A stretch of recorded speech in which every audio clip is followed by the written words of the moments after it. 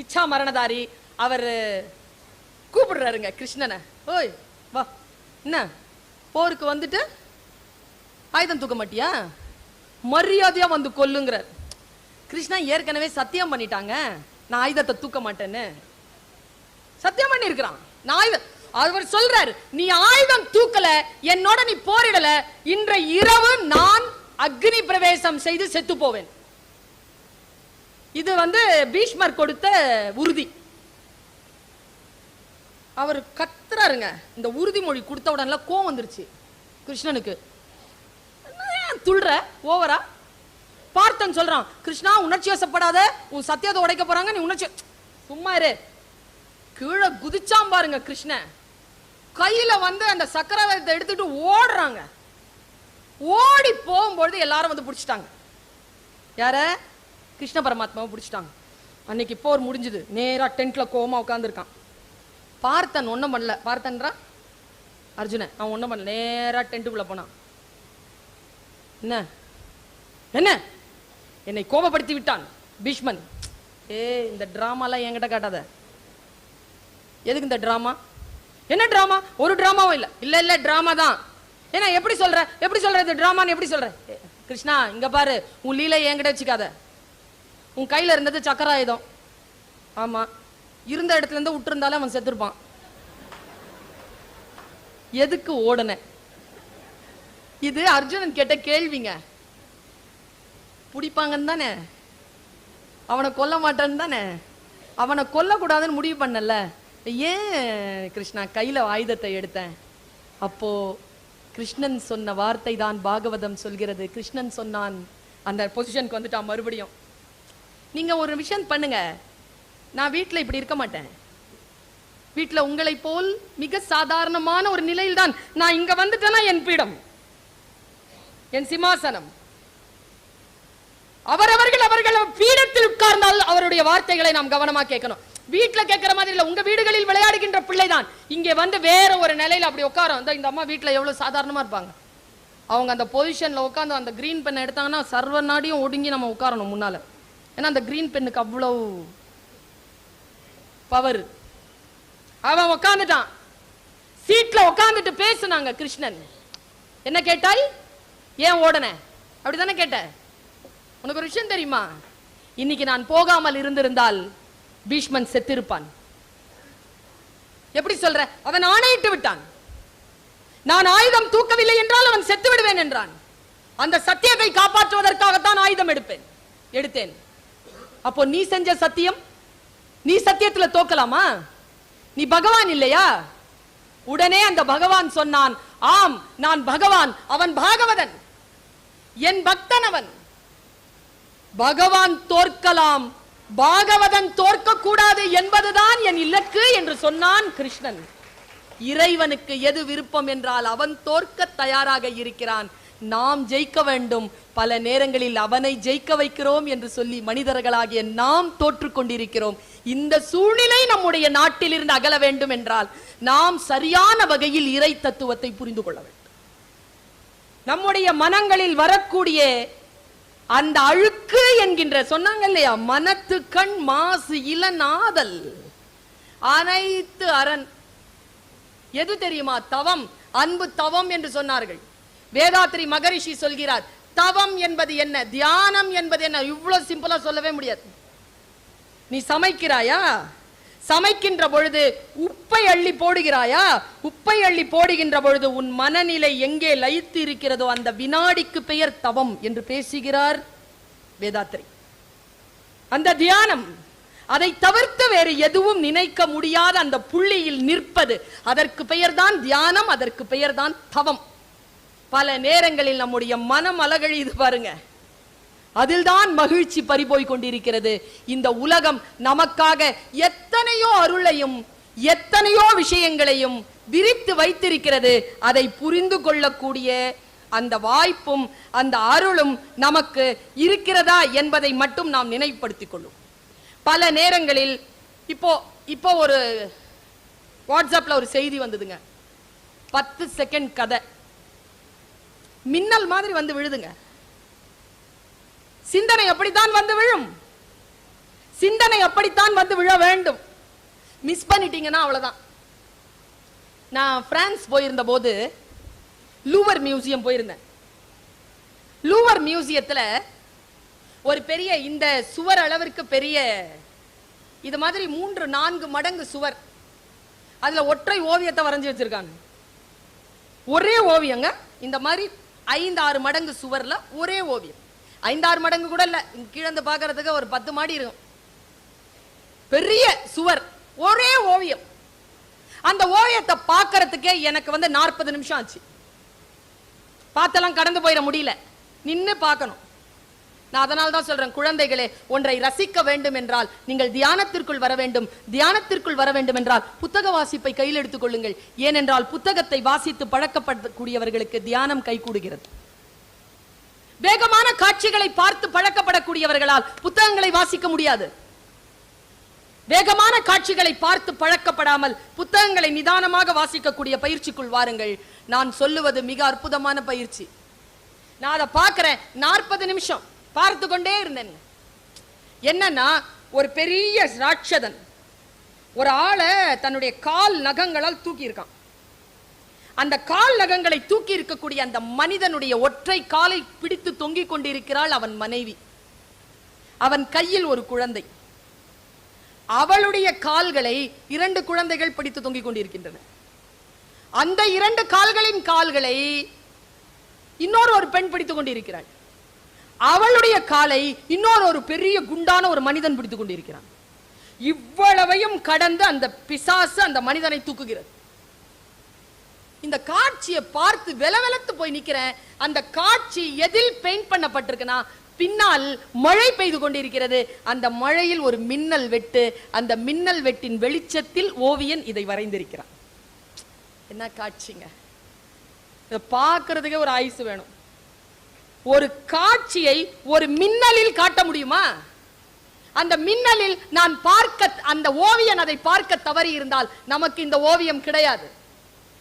எவன் ஒருவன் கவனப்படுத்திக் கொள்கிறானோ அவன்தான் வாழ்க்கைக்கு தேவையான விஷயங்களை அடுத்தவர்களுக்கு தந்துவிட்டு போகிறான். கவனத்தை குலைக்கக்கூடிய செயல். மாதாந்தோறும் இந்த கூட்டம் நடக்குது இல்லையா? நான் சொல்லுகிறேன், உங்களிடத்தில் இருக்கக்கூடிய கவனத்தை எப்படி பெருக்கிக் கொள்ள வேண்டும் என்றால், எந்த விஐபியாவது வரட்டும், கூட்டம் ஆரம்பிச்சிருச்சா, லேட்டா வராங்களா, வந்து அமைதியா உட்காரத்துக்கு அனுமதியுங்க. வேறு எந்த ஆர்ப்பாட்டத்தையும் கவனத்தையும் தராதீர்கள். அதுதான் நம் கவனம் நம் கையில் இருக்கிறது என்பதற்கான ஒரே சாட்சி. மேடையில் ஏறுகின்ற பொழுது இவர்களுக்கெல்லாம் டீ கொடுக்கிறார்களா? இங்க வைத்தால கத்திட்டு ஒருத்தங்க பேசிட்டு இருப்பாங்க, எல்லாரும் டீ கொடுக்கறதையே வேடிக்கை பார்த்துட்டு இருப்பாங்க. கவனம் சிதறுகின்ற அந்த வினாடியில் வாழ்க்கை சிதறுகிறது. கவனப்படுத்திக் கொள்ளுவது, எது நேர்ந்தாலும் நம்முடைய கவனத்தில் இருந்து நம்மை விலக்கி விடாத அளவிற்கான மன ஆளுமை யாருக்கு இருக்கிறதோ அவர்கள் வேண்டியதை பெறுகிறார்கள். வேண்டியதை பெற வேண்டும் என்றால் நாம் கவனத்தோடு இருக்க வேண்டும் என்பதற்காக சொல்லுகிறேன். வாழ்க்கையில் எல்லோருக்கும் சிக்கல் வரும். விதின்னு ஒண்ணு இருக்குல்ல, எனக்கு அதன் மேல நம்பிக்கை கொள்றதா நம்பிக்கை கொள்ளாம இருக்கிறதான்னு இதுவரைக்கும் புரியல. இன்னும் வயசு போதலன்னு நினைக்கிறேன். ஆனால் ஏதோ ஒன்று நடக்கிறது. திட்டமிடாமல் நடக்கிறது, ஆனால் திட்டமிட்டு கொண்டுதான் நடக்கிறது. எனக்கு தான் அது திட்டம் இல்லையே தவிர யாரோ ஒருவருக்கு அந்த திட்டம் உண்டு. ஏதோ ஒரு சூழலுக்கு ஒரு திட்டம் உண்டு. பிரார்த்தனை எது என்றால் அந்த சூழல் நமக்கு தோதாக அமைய வேண்டும் என்பதுதான். அந்த கவனத்தோடு நம் வாழ்க்கையை நாம் சந்திக்கக்கூடிய நிலையில் நல்ல விஷயங்கள் தானாகவே நிகழ்கின்றன. இங்க பாருங்க, இப்ப வாட்ஸ்அப்ல ஒரு செய்தி வந்தது. நீங்கள் எல்லோரும் சில பேர் வாசித்து இருக்கலாம், சில பேருக்கு நான் நினைவூட்டலுக்காக சொல்கிறேன். இந்திராணின்னு ஒருத்தங்க இருக்கிறாங்கல்ல, மிஸ்ஸஸ் இந்திரன், மேல் லோகத்துல இந்திரனுடைய மிஸ்ஸஸ், அவங்க ஒரு கிளி வளர்த்தாங்களாம். அந்த கிளி கேள்விப்பட்டீங்களா? அந்த கிளி வளர்த்தாங்களாம். அந்த கிளி சாகர நிலைக்கு வந்துருச்சான்.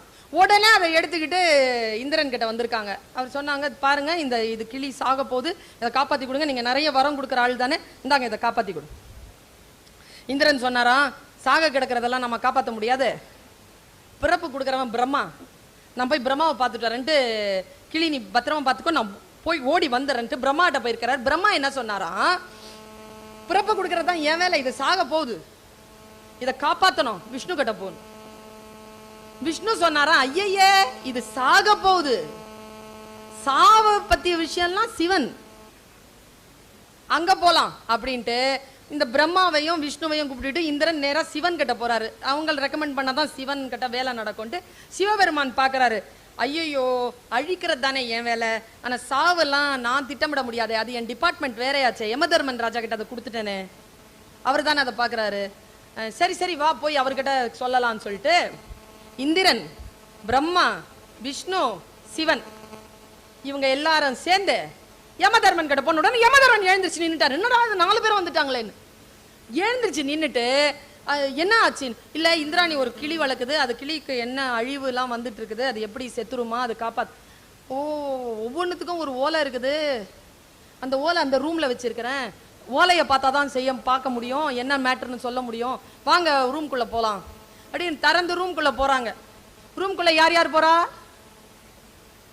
Indiran, mister Brahma, mister Vishnu, mister Sivaperuman and mister Yamadharman Raja 5 பேரும் உள்ள போறாங்களா. டக்குன்னு ஓலை அருந்து விழுந்துருச்சு. எடுத்து பார்த்தா அந்த கிளியினுடைய ஆயுள் இந்த 5 பேரும் ஓலையை பார்க்க வரும்போது முடியும் என்று எழுதியிருக்கிறது. ஒழுங்கு மரியாதை அவங்க இடத்துல இருந்திருந்தாங்கன்னா, இந்த நல்லது செய்யறோம்னு சொல்லிட்டே நிறைய பேர் நாசம் பண்ணிட்டு இருக்கோம் அப்படிங்கிறதுக்கான விஷயம் தெரியாம போய் உதவி செய்யறது இருக்குல்ல விஷயம். எனக்கு ஃபர்ஸ்ட் எய்டு, நான் ஃபர்ஸ்ட் எய்ட் கிளாஸ்க்கு போகும்போது தான் NSS ஆஃபீஸர், ஃபர்ஸ்ட் எய்ட் கிளாஸ்க்கு போகும்போது தான் ஒரு விஷயம் தெரிஞ்சு போச்சு. ரோட்ல யாராவது அடிபட்டு கிடந்தா உடனே தூக்க கூடாது, ஆம்புலன்ஸ்க்கு போன் பண்ணணும்னு. ஏன்னா தூக்கினா என்ன ஆயிருக்கு, தூக்கி ஒருத்தன் வந்து ஆட்டோல போட்டு போயிருக்கிறான், போய் வாசல்லையே இறந்துட்டான். அந்த ஆள் என்னன்னா முதுகு தண்டுல ஒரு சின்ன கிராக்கு, இவன் ஆடின ஆட்டத்துல வெடிச்சு செத்துட்டான் ஆட்டோல. சில பேர் பழைய படம் பார்த்துட்டு கத்தி குத்தி இருந்ததுன்னா அதை உருவி விட்டுருவாங்க தெரியுமா. உருவக்கூடாது கத்திய, ஏன்னா கத்தி குத்தி இருந்தாதான் பிளட் அங்க நிக்கும், உருவி விட்டீங்கன்னா பிளட் லாஸ் ஆகி செத்துருவாங்க சீக்கிரம். நமக்கு சினிமா பார்த்தே பல விஷயங்களை நம்ம பண்றோம். கற்றுக்கொள்ளுதல். சாக்ரட்டிஸ் சொன்னான்ல, சாகரத்துக்கு 2 நாள் அன்னைக்கு சாக்ரட்டிஸ் ஒரு பாட்டை கேட்டான், கேள்விப்பட்டிருக்கீங்களா? அந்த பாட்டு வந்து எங்க இருந்தோ வந்திருக்கு. அப்ப பக்கத்துல இருந்தவங்க கேட்டிருக்கான், ஏய் தோழனே, நீ வந்து இந்த வாசிக்கிறாயே, இதை எனக்கு சொல்லித்தாயேன். பக்கத்துல இருந்த அந்த தோழன் சொன்னானா, 2 நாள்ல சாக போற சாக்ரட்டிஸ், இதை தெரிஞ்சுக்கிட்டு என்ன பண்ண போற? சிறையில். சாக்ரட்டிஸ் சொன்னான், நான் சாகும் போது இந்த ஆர்கன் எனக்கு வாசிக்க தெரியும் என்ற ஒரு எண்ணம் போதாதா? சாகும் போது கூட ஏதேனும் கற்றுக்கொள்ள வேண்டும் என்று நினைத்தான் சாக்ரட்டிஸ். அதுதான் இந்த உலகத்தை அவன் பல கேள்விகளால் துளைத்ததற்கு காரணம். சாக்ரட்டிஸினுடைய தத்துவமே வேற எதுவுமே கிடையாது. ஏன் இப்படி இருக்கிறது, ஏன் இப்படி இருக்கக்கூடாது, இவ்வளவுதான் சாக்ரட்டிஸ். சாக்ரட்டிஸ்க்கு எந்த தத்துவமும் கிடையாது. இந்த क्वेश्चन தான் சாக்ரட்டிஸ். விழிப்புணர்வோடு இருத்தல், ஒரு விஷயத்தை ஆழமாக தெரிந்து கொள்ளக்கூடிய சூழலை உருவாக்குதல். பாருங்க, நான் இப்ப சமீபத்தில் என்னுடைய பையன், அவன் வந்து எனக்கு சில விஷயங்களை ஜாலியா பேசுவான் போன்ல. சின்ன பையன், 18 வயசு. அவன் மைண்ட் படிக்கே ஒரு விஷயம் என்கிட்ட சொன்னாங்க. எனக்கு இந்த வயதில் சில விஷயங்கள் கற்றுக்கொண்டேன். குழந்தைகள் தான் பேசுகிறார்கள், ஆனால் அந்த குழந்தைகள் பேசுகின்ற பொழுது பெரிய பெரிய விஷயங்களை நமக்கு விட்டு செல்கிறார்கள். பெரிய பெரிய விஷயங்கள். அவன் சொன்னான் பாருங்க, ரொம்ப பிரச்சனையா இருக்குடா அப்படின்னு. ஒருத்தன் இப்படிதான் பிரச்சனைன்னு நுழைஞ்சானா. நடா எனக்கே கதை சொல்றியடா. 2 மினிட்ஸ்ல முடிச்சிடறேன். சரி சொல்லு, நீ பேசுற உலகமே கேக்குதுல்ல, நான் பேசுற 2 நிமிஷம் கேள அப்படின்னா. சரி சொல்லு. ஒருத்தன் டென்ஷனா உள்ள நுழைஞ்சான். வைஃப் கிட்ட சொன்னான், ஏய் பசிக்குதுடா, ஏதாவது சாப்பாடு கொடு. அவனுக்கு அந்த வெளிநாட்டுக்காரங்க, அவனுக்கு வந்து உருளைக்கிழங்கு பிடிக்கும், முட்டை பிடிக்கும், ஒரு காஃபி வைக்கணும். நேரா இவன் என்ன பண்ணானா, எனக்கு ஏதாவது சமையல் செஞ்சு கொடு அப்படின்னு. உடனே அவர் கிட அந்த 3 அடுப்பு இருக்கும்ல, 3 அடுப்பு, அதுல 3 பாத்திரத்துல வச்சாலாம். 3 பாத்திரத்திலையும் தண்ணி வச்சிருக்காங்க. 5 நிமிஷம் தண்ணி கொதிச்சிருக்க. கொதிச்ச உடனே உருளைக்கிழங்கு வச்சிருந்தா எடுத்து அந்த தண்ணிக்குள்ள போட்டான். முட்டை வச்சிருந்தா அதை எடுத்து அந்த தண்ணிக்குள்ள போட்டான். காஃபி விதை இருக்குல்ல, அது வச்சிருந்தா அந்த தண்ணிக்குள்ள போட்டான். 10 நிமிஷம் காத்திருந்தா 3 ரெடி ஆயிடுச்சு. எடுத்தா இதை வெட்டி பெப்பர் சால்ட் போட்டு தட்டுல வச்சுட்டா, அதை எடுத்து முட்டை எடுத்து அவிச்சு உரிச்சு வச்சுட்டா, அடுத்தது வந்து காஃபி போட்டு வச்சு அவன் சாப்பிட்டான். சாப்பிட்டு அந்த மனைவி சொன்ன எவ்வளவு அதான் மனைவி பேச்ச கேளுங்க. குழந்தைகளுக்கு மனைவியின் தொடர்பாக எந்த நகைச்சுவையையும் சொல்லுவதற்கு அனுமதிக்காதீர்கள். யார் ஒருவர் வீட்டில் மனைவியை மதிக்கிறார்களோ அவர்கள்தான் ஏறுபோல் பீடு நடை போடக்கூடிய வாய்ப்பை சமூகத்தில் பெறுகிறார்கள். இது நான் சொல்லல, வள்ளுவன் சொன்னான். புகழ் புரிந்த இலோர்க்கு இல்லை, இகழ்வார் முன் ஏறுபோல் பீடு நடை. பாரதி சொன்னா, மானம் சேர்ப்பது மனைவியின் வார்த்தைகள். எழுத்து தெய்வம், எழுதுகோல் தெய்வம், மனையாளும் தெய்வம். பாரதி. இதெல்லாம் 60 வயசுக்கு மேலாம் டயலாக் சொல்லக்கூடாது. அவ இல்லனா நான் இல்லை, உன்னை கரம் பிடித்தேன், வாழ்க்கை ஒளிமயமானதடி, என் தேவையை யார் அறிவார், உன் போல் தெய்வம் ஒன்றே அறியும். எல்லாம் above 60 35க்குள்ளேயே சொல்ல ஆரம்பிச்சிருங்க. வாழ்க்கையில ஜாலியா இருப்பீங்க. சின்ன பிள்ளைகளுக்கு என்ன ஆகுதுன்னா, நான் இந்த காஃபி பீன் கதையை நிறுத்திட்டு சொல்றேன். என்ன ஆகுதுன்னா, பொம்பளை பிள்ளைங்களுக்கு எது பிடிக்காது தெரியுமா? ஆண்களுக்கு தெரியாதுல்ல. பெண்களுக்கு எது பிடிக்காதுன்னு ஆண்களுக்கு தெரியாது. பெண்களுக்கு எது பிடிக்காதுன்னா அவங்களை கிண்டல் பண்றது பிடிக்காது. கிண்டல் பண்ணிட்டீங்கன்னு வச்சுக்கோங்க, உங்களுக்கு ரொம்ப பிடிக்கும். உங்களுக்கு என்டர்டெயின்மெண்டே அதுதான். ஒருத்தர் இங்கங்க கோயம்புத்தூர்ல ஒருத்தர் சொன்னாருங்க, லீடிங் அக்கௌண்டன்ட்டுங்க, அவர் சார்ட்டர்ட் அக்கௌண்டன்ட். அவர் சொன்னாருங்க, என் வாழ்க்கையில நான் 35 வயசுல பண்ண தப்பு இப்ப 60 வயசுல அனுபவிச்சுட்டு இருக்கிறேன் மேடம். என்ன சொன்னீங்கன்னு கேட்டேன். என்னுடைய மனைவியினுடைய தங்கை, என்னுடைய மாமியார் இறந்து போயிட்டாங்க. நான் சாவுக்கு போக முடியல, என் மனைவியை அனுப்பி வச்சிருந்தேன். நான் 10 நாள் துக்கத்துக்கு தான் போனேன். 10வது நாள் துக்கத்துக்கு போய் என் குழந்தையாகிட்ட இப்படி சொன்னேன். என்ன சொன்னீங்க? இப்ப பாருங்க, உங்க மாமியார் சாவுக்கு நான் வரலங்கிறதுனால என் மாமியார் சாவுக்கு வராம இருந்துடாதீங்கன்னு. அந்த அம்மா 30 வருஷமா அதை மனசுல வச்சுக்கிட்டு 60 வயசு ஆன உடனே கோர்த்து வெளியில எடுத்து விடுது. இவரால் தாங்க முடியல. நல்லா தெரிஞ்சுக்கோங்க, நீங்க சொன்னீங்கன்னா சிரிக்கிற மாதிரி தான் இருப்பாங்க, வேற வழி கிடையாது எங்களுக்கு. நாங்க சிரிச்சோம், ஆனா உள்ள ஒரு முத்து மாலை வச்சிருக்கோம், அதுல ஒவ்வொரு முத்தா கோத்து வச்சுப்போம். 60 வருஷத்துக்கு அப்புறமா நீங்க தள்ளாட ஆரம்பிப்பீங்கல்ல, அப்ப அந்த முத்து மாலையை எடுத்து ஒவ்வொரு முத்தா கோர்த்து எடுத்து காட்டுவோம். அதனால ஜாக்கிரதையா, வயசானவங்க சின்ன பிள்ளைங்களுக்கு சொல்லி தந்துருங்க, மனைவிய நீங்க தயவு செஞ்சு கிண்டல் பண்ணாதீங்க. அதே மாதிரி பெண்களை அச்சுறுத்தாதீர்கள். பெண்களை அச்சுறுத்தினால் என்ன நடக்கும்? அப்பொழுது நீங்கள் செய்வதை சொல்வதை அவர்கள் கேட்டுக்கொள்வார்கள். ஆனால் அதற்கு பிறகு நீங்கள் விரும்பாததையெல்லாம் செய்வார்கள். சரியா? இப்போ ஒரு வாட்ஸ்அப்ல ஒரு மெசேஜ் படிச்சேன். யானை இல்ல, யானைக்கு வெறி வந்துச்சுன்னா ஃபர்ஸ்ட் டார்கெட்டே பாகன்தான். ஃபர்ஸ்ட் டார்கெட்டே அவன் தான். அவனை பார்த்துருச்சுன்னு வச்சுக்கோங்க, வெறியில துவம்சம் பண்ணிடும்.